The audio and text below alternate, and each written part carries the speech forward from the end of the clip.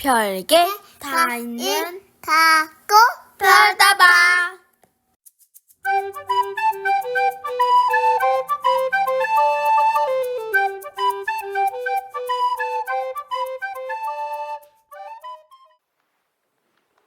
지난 시간에 성공기계 총정한극에 대해서 설명했습니다. 자기를 비방하는 그런 이야기가 들린다, 또 비방하는 글이 올라온다, 이렇게 할 때는 자기 몸을 잘 살피고 총애가 아주 높아진다, 총애가 더하면 더할수록 끝까지 가지 않도록 하라는 겁니다. 끝까지 가지 않도록 하라. 전에 미자의 여도지제를 이야기 드렸는데, 그 미자가 끝까지 갔기 때문에 임금의 버림을 받은 겁니다. 도중에 임금의 총애가 높아지고 할 때 도중에 물러났으면 그렇게 버림을 받고 벌을 받지는 않았을 것입니다. 이번 시간에는 태욕, 근치, 임고, 행적에 대해서 설명하겠습니다. 그래서 끝까지 다 가면 위태롭다는 겁니다. 위태하고 욕도 보고 치욕이 가까워진다 하는 그런 이야기가 되겠죠. 그럴 때는 태욕, 거의 욕됨이 부끄럽게 가까이 다가오면 임고, 숲과 늪이 있는, 그러니까 전원에 들어가서 바로 들어가라, 행적, 바로 나아가라 라는 그런 가르침을 주고 있는 글입니다. 태자는 거의 태자입니다. 뼈 앙상할 알, 죽을 사변이라고 이야기하죠. 이것은 부수 이름으로는 죽을 사변, 죽을 사자의 왼쪽에 있기 때문에 죽을 사변이라고 하는데, 이것은 뼈가 앙상하다, 뼈 부서질 알, 뼈 앙상할 알이라고 이야기합니다. 그리고 이것은 태, 깃불리의 원래 글자, 별 이름 태, 이렇게 됩니다. 그리고 욕자는, 이거는 1월 성신 할 때 1월 성신, 별진자입니다. 1월 성진. 또 이거는 떼진, 떼신 이렇게 부르는데, 이것은 잘 알아야 되는 것이, 이것은 대합조계의 뜻입니다. 즉 대합조계에 살이 많이 붙어 있는 이 모습을 이렇게 그린 상형문자가 되는 겁니다. 자, 별이다. 그런데 이것을 별진, 별신, 떼진, 떼신으로 사용하고, 이제 의미가 바뀌어졌겠죠. 사용하고 있는데, 이것은 대합 조계 신으로 잘 알아두셔야만 한자를 이해하는 데 도움이 됩니다. 자, 용역자에 대합조계 신자가 들어있습니다. 이것은 별진, 떼신 뭐 이런 걸로 해서는 이것은 용역자가 설명이 안 됩니다. 대합조계가 있는데, 이거는 마리초는 손의 뜻입니다.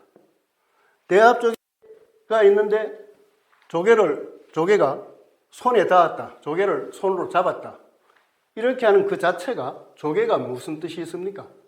이건 엄청난 욕을 보는 겁니다. 그래서 용역자가 그냥 생겨난 것이 아니라 조개, 버섯, 조개, 이 조개가 손에 잡혔다, 이게 진짜 치욕을 당하는 그런 분위기의 글자입니다. 그리고 이거는 다롤자, 육다롤을 쓰면 입술순자가 됩니다. 입술순. 그러니까 이 다롤이 조개의 촉수가 된다 하는 그런 뜻이 됩니다. 촉수의 역할을 한다. 그래서 입술순. 그런데 우리나라에서는 훈민정음 해례본에 이 입술순자를 입구자를 써놨어요. 이 글자와 이 글자는 완전히 다른 글자입니다. 이것은 놀랄 진자입니다. 놀랄 진자. 이것은 조개가 촉수를 내밀고 있는 그 모습을 본떠서 가져서 입술순이라 했고, 이것은 조개가 입에 닿았다, 입이 조개를 물었다라는 그 의미가 됩니다. 아마 조개가 있는데 물속에 있는 물고기들의 입이 조개를 물었다. 조개의 살에 닿았다 하는 그런 겁니다. 그러니까 조개가 놀랄 수밖에 없다 하는 그런 뜻이 성립이 되겠죠. 성립이 됩니다. 또 새벽 신자에도 이 놀랄 대합조개 신자가 들어갑니다. 새벽신. 아마 이것은 날이 뜨는 새벽에 대합조개의 활동이 왕성하다라는 것을 담고 있는 한자가 됩니다. 그리고 농사농자도 마찬가지입니다. 농자에도 대합조개 신자가 들어가는 이유는 바로 농사를 갈무리할 때 옛날에는 낫과 좋은 연장이 없었기 때문에 큰 대합조개의 껍데기를 가지고 수확을 했다라는 그 옛날 풍습이 담겨 있는 그 한자가 바로 농사농자가 되는 것입니다. 그래서 이 글자는 별신, 떼신 이런 것보다는 대합조개 신으로 알아두면 훨씬 더 의미가 확장되고 이해하기 쉽고 활용도가 높아집니다. 근자는 가까울 근자입니다.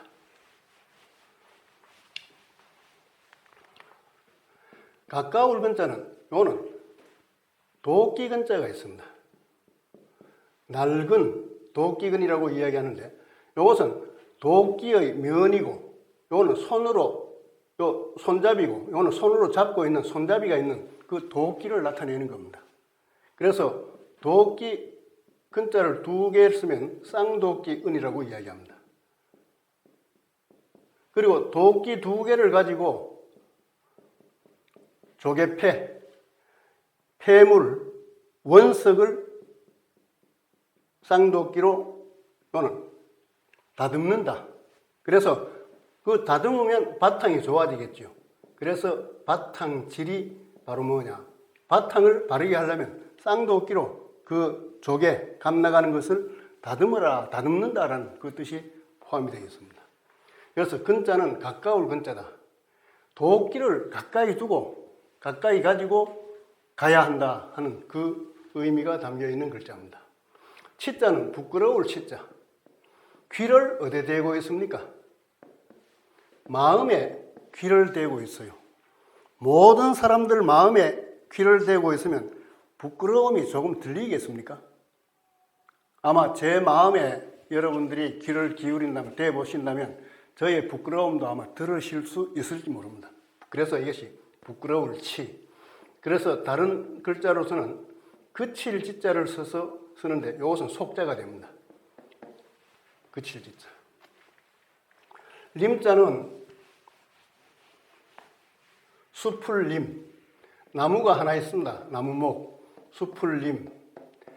나무가 셋 있다. 빽빽할삼, 살림삼, 삼림이라 할 때 이렇게 쓰는 겁니다. 나무가 많다는 뜻이죠. 그리고 고자는 늪고자라고 이야기를 합니다.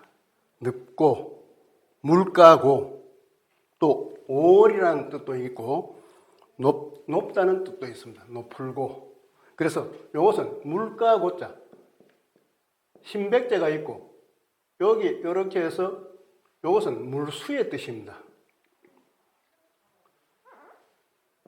요 위에 보이는 요 모습은 물수자가 되는 겁니다. 물수.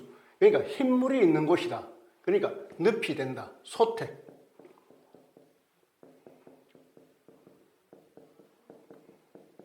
소택의 뜻입니다. 늪이다. 그래서 임고란 것은 전원이다. 숲이 있는 곳이다. 또 연못도 있는 곳이다. 뭐 그런 곳에 한가하게 사람이 살만한 여유를 가지고 살만한 그런 경치 좋은 곳이다라고 연상을 하시면 되겠습니다. 행자는 다행의 행자라고 했습니다. 그래서 다행의 행자는 아래 위로 보면 방패가 연결되어 있는 그 모습입니다. 이것도 방패관, 이것도 방패관. 이것을 연결해 놓으니까 다행스럽다. 이렇게 연상을 할 수도 있는데 저는 이것을 매울 신자와 연관지어서 설명을 합니다. 이게 매울 신자, 이것은 형벌 도구입니다. 사람에게 문신을 가하고 사람을 찌르는, 눈을 찌르는 그런 형벌 도구인데 이 형벌 도구의 뾰족한 이것이 끊어져 버렸다. 그러니까 사람들이 생각할 때 아, 참 다행하다. 저 도구가 끊어졌구나. 이렇게 연상을 할 수 있는 겁니다. 그래서 이것은 다행 행자지만 나아갈 행자다.